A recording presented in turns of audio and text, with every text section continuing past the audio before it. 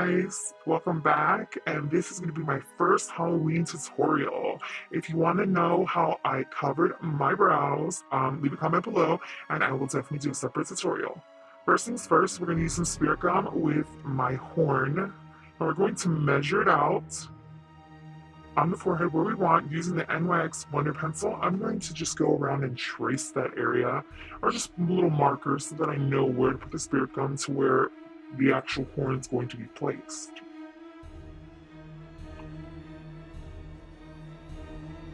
Okay, once you're done making your marks, you're going to make sure that you look very closely and you put enough. You don't want to put too much, but you want to put just enough spirit gum on the area that you marked. Now, the good thing with the Wonder Pencil is that it's going to blend in. You're not going to have to worry about having marks afterwards once you put your makeup on. As you can see here, I'm actually also putting some spirit gum on the actual horn. And you're going to give it a little bit of time to dry, so set that aside and let that dry. Next, I'm going to take the other horn and measure the other side. And you don't have to have them to be symmetrical, because when horns grow, or you see any kind of horns, you want them to be at least lined up, but they can be slightly off because your bones aren't identical on both sides. Hence, the horn is technically a bone, it's not going to be identical. So just adding some more spirit gum on the other side. You can take your finger before it gets tacky and just blend it in a little bit and kind of cover the area. Now I'm just going back and checking, and you can add more spirit gum to the other side if it's not really taking, or you think you need a little more coverage. Now, just to speed the process, I'm blowing on those horns, doing a little dance. And then we're just going to adhere the first horn onto the skin. Now you want to press firmly, and you want to make sure that it's going to stick. Now, the one thing about these horns that gave me a little bit of trouble is that they had a bit of an air pocket because they weren't solid. So recommending, for my mistakes, I recommend going through and basically getting a horn solid so it sticks better.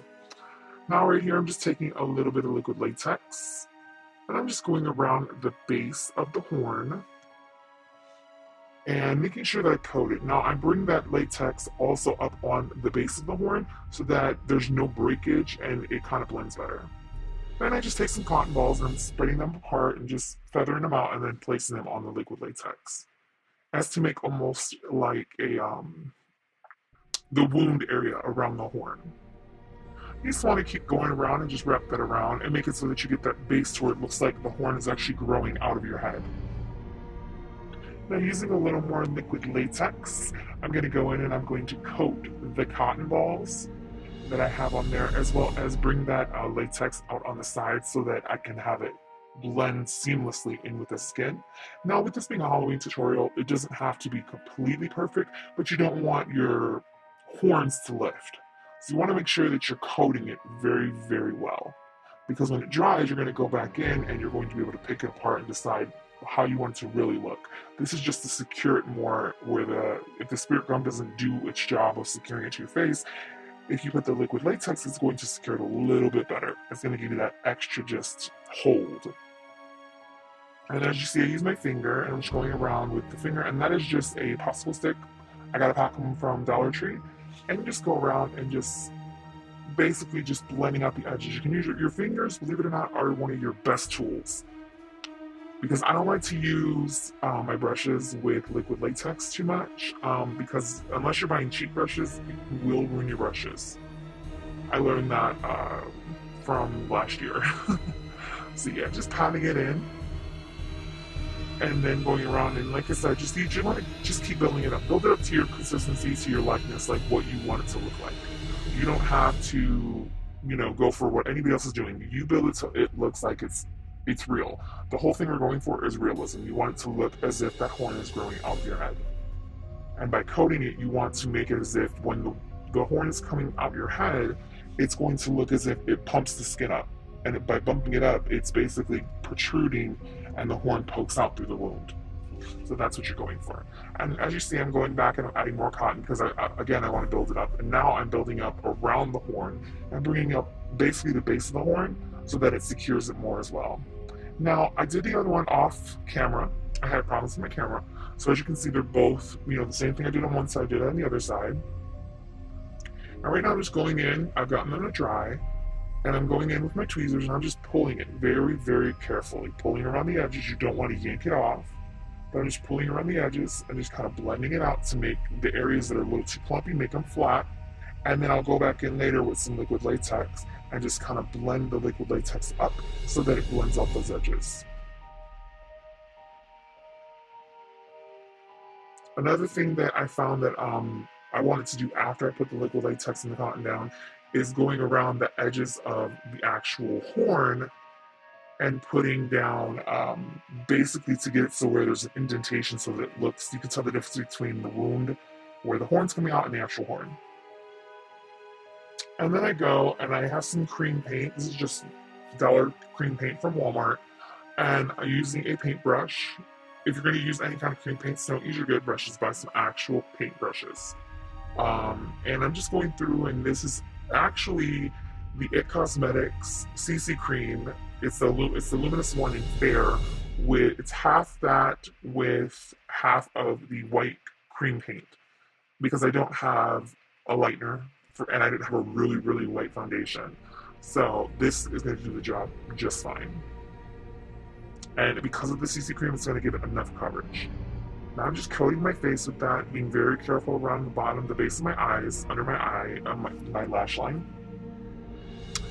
And just basically just going back and coating, and especially where I covered up my brows, you want to make sure that you put enough paint there, or if you're going to use a water-activated paint, or even just a light foundation, you want to make sure that you give enough coverage to that area, because due to covering your brows, you could have some cracking. I ended up noticing that as I was doing the makeup, I was having cracking, so you'll see me a few times go back and forth there to make sure that you don't see anything peeking through. And you just want to continue to cover your face with the white neutralized or the white foundation. Basically, you just want to go around and do that. Now, don't forget your ears. You can't have this white face or even gray or black face. You can't have your face looking dingy and having your face looking, grotesque, and you haven't even covered your ears in any way, shape, or form. So I decided just to go over my ears. And then I'm going back around the actual wound where the horns are coming out of. And, the one thing about latex is you want to make sure it's completely dry before you put any color, whether it's water activated, whether it's a cream paint, whether it's a wax paint, alcohol activated. You want to make sure 110% that you're covering it, because if it's not dry when you're attempting to cover it, what's going to end up happening is that it's not going to take, and it's just going to literally wipe right off, or it's going to ruin your brush. So you want to make sure that it's dry before you put any color on there. You can speed up this process by using the blow dryer, which you'll see me use later. But as you see, I'm going in and I'm actually going around where the actual, between the horn and the wound, and I'm pushing color into there so that it looks, you don't see the cotton. You want to make sure that you don't see the cotton whatsoever. And then taking that, and the same thing you do on one side, you want to do the other. Now, it does look a little streaky now, but you're going to see, you don't have to completely coat your face because you don't want it to look cakey, you don't want it to peel, you don't want it to, not blend very well. So you want to make sure that you're putting enough without putting too much, if that makes any sense. And now I had to make like a gray, almost silver base, like a shadow with my other colors. So I had to mix a little bit of this icy gray blue color with some white and a hint of black and brown. And I had to mix them in my palette in order to get proper shading. Now, with any kind of demonic possession or any kind of zombie look or any kind of deadly look, you want to make sure that you're getting the right color palette. Now, as you see, my camera, I had an instance again, so I kind of did finish shading on the one side off camera. And I'm just taking this maroonish purple brown. It's like a cream wax. It's not cream, it's more like a wax paint.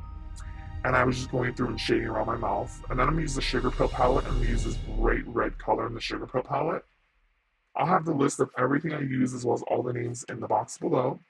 I'm just putting that around my mouth, and I'm just making the base for the torn mouth, basically. And then using the naked palette, I'm going to take that black, I believe that's the naked 2, and I'm going to go through, oh no, it's the naked basics, I do apologize, the naked basics, and I'm going to go in and just, you know, making the butthole look with my lips, the duck lips, and just kind of darkening my lips from the center and then bringing it out. The thing with this kind of look, it doesn't have to be absolutely positively the best. Like, you don't have to make sure the base is going to be covered, you just want the shadow. And then going back and doing some massive contouring. And I used an gray toned brown. And believe it or not, eyeshadows, even if you don't have cream paints, you don't have wax paints, you don't have water activated paints, eyeshadows will be your best friend. And I'm taking that black with a little bit of brown. I'm actually just shading down onto my neck and bringing as if the infection is like spreading. That's why I only did the top half of my face, is because the infection is slowly like eating my face. It's slowly covering my face. The demon is eating me from within, basically. That sounded so bad. Oh my god. So, but yeah, just more shading. I mean, blend, even with Halloween looks. Oh, vape break. So yeah. And then I'm gonna take, I had an issue, I have very sensitive eyes, and I had a little patch that was messing up. So I tried to go in with an NYX jumbo pencil, and it didn't really work. Also, mind you, I stained my arm. I couldn't get that off prior to, that's why the side of my arm is really red, because it's like a red paint, it won't come off. Now I'm just going in with that same color that's around my mouth. It's like this burgundy, maroon, purple kind of thing, and I'm just making bruises. I'm making the bruises around my horns, and then using the Jeffree Star Beauty Killer palette, I'm going to use that purple in his palette, as well as he's got this really beautiful, like, smoky kind of brown color. And I'm just going around, and this is just for the shading for bruising. If y'all don't have any of Jeffree Star stuff, you don't have the Beauty Killer palette, you don't have anything, I don't know what you're doing. I don't know what you're sleeping on. You need to go get on the ball and get some stuff with his. But yeah, I decided after shading that I wanted to peel back part of the scab up where the horn is, and I started peeling at the base. See, I was having issues with that one horn, but then I go in with a black wax paint, and I'm going in just to darken up the base of the horn to make it look more dingy and dirty, and like it's been like almost like scabbed over.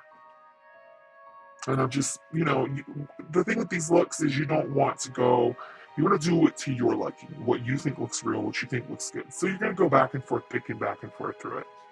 So now I'm taking that same wax color, and I put that down as a little bit of a base, and then went in with this, it's a shimmery black color from Jeffree Star, but when you put it on, as you blend it, the shimmers they don't really stick too well, which is what I wanted. So basically I'm just going in and making more of a hollow look around my eyes and kind of bringing that up to a little bit beneath the horn, taking it down the side of my nose. I wanted the face to look sunken in. I wanted to have a little bit of a sunken in look to it. And again, what you do on one side, you must do on the other. Unless you want to look lopsided, I mean, that's okay too. It's your look, you do whatever you want to do with it. So, now we're going to work on the mouth. A little bit off camera, I put more of a cream because the powders just weren't as vibrant as I wanted. And now I'm just taking with a sponge and I'm putting some liquid latex on the top portion of my mouth, my upper lip. I'm then going and putting some ripped cotton balls up there, making me a little mustache. Mustachio. But you want to just, you know, pat it down, put it onto the skin, and then coat it with liquid latex. Now the thing with this is I brought the liquid latex up into almost at one point into right before my ears, because I didn't want to have a line of demarcation with the liquid latex, and I wanted it to look as if my skin was shiny, my skin was irritated, and you know, that's the whole point of a wound. The more you do, the more pulling, the more shading, the more overall finish to it, it's going to look as though it is an actual wound. Like the demon was making me rip my skin off. Like, I literally did this to myself. That's the whole point of it. The infection was so bad that the demon caused me to rip my skin off. I was trying to remove him from my body, and I just literally just ripped the skin off. Hence the torn mouth. This also was an inspiration from, I don't know if anyone knows, where's the Hear No Evil, See No Evil, Speak No Evil. This was the first rendition in a series that I'm starting where this is the Speak No Evil, because you can't really speak with this thing on. At one point, this is the second time I was putting it on because the first time I covered it so much that I really couldn't speak. I couldn't drink, I couldn't do anything, and it actually started giving me a panic attack. There was too much on my face. So I had to go back and start over, and I was like, no, that's too much for me. So yeah. But again, as you see, all we're doing is just layering it. The thing with liquid latex is you want to layer. If you want it to look really, you don't want it to look too chunky, you don't want it to be clumpy, but you want to make sure that it blends well as well, but you want to make sure that it does actually formulate and actually simulate an actual wound. So now, once I got what I like, I'm actually using this little Conair blow dryer, and I'm just blow drying it to speed up the process. Mind you, this actual tutorial, I was filming for probably about a good 4 hours doing this tutorial. So, once you have your actual wound, the liquid latex dry, which I've noticed there are a few places that aren't actually dry,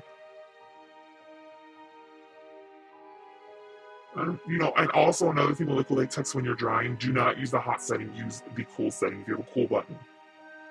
So, once it's dry, I then go in with that same CC cream. It's in Fair, and it's the illuminating, and I'm going to use my Real Techniques Beauty Blender, and I'm going to just go in there, and I'm going to push it into the skin, going all the way up to meet where the actual shadow of the gray is, because it's not black, that's gray, where the actual infection is coming down from the horns, and I'm just going to just pat it in. And then going back, I'm going to start picking at it, like I did with the horns, and just now this one you want to do very, very carefully with picking. Pick out what you want to scab. If you want, like I'm underneath my neck, I'm doing little scabs under my neck. If there's at any point where you see that it's too much and doesn't look real, or there's just clumps, you can always go in with tweezers, you can go in with little pair of scissors, make a mark. Just very, very carefully pull the cotton apart. You don't want to overdo it. And then now I'm just taking that shadow down so it meets. I just wanted to blend everything. Now over the shadow, off camera, I did go back a little bit of liquid latex, as I said before, to make the sides more shiny. I also brought the gray with a little bit of black onto my ears, so again, the infection is spreading. I'm going to use that purple again, and I'm right in between the wounds on the mouth. I'm using the purple from Jeffree Star's Beauty Code palette, and I was just bruising it out. Now with using any kind of fake blood you want, also scab blood, I'm going to go in and start placing the scab blood first, and then dabbing in and drizzling down the fake blood. I could have used a Q-tip, so I'm going to use a Q-tip. I wasn't really scared of it, so I kind of used my finger and kind of just pushed it up in there where I wanted it to go, into the wound. Also, I had a few little pre-made prosthetics. They were little wound prosthetics, as you can see right there on the right hand side, and it made it look like there was more of a scabby wound there, and I just covered it in. I added it with spirit gum. So you can do that, or you can make your own. It's all up to you. And then now I'm just adding some blood. I'm putting the vampire blood around the base, where it's looking like it's protruding and it's causing bleeding around the base from the forehead. And then also adding some to the mouth. And then I'm using zombie blood, which is coagulated blood, which is black blood. And I'm just spraying that all over my face. And you're done. Happy Halloween, guys. So, you're possessed. I love y'all so much. Bye.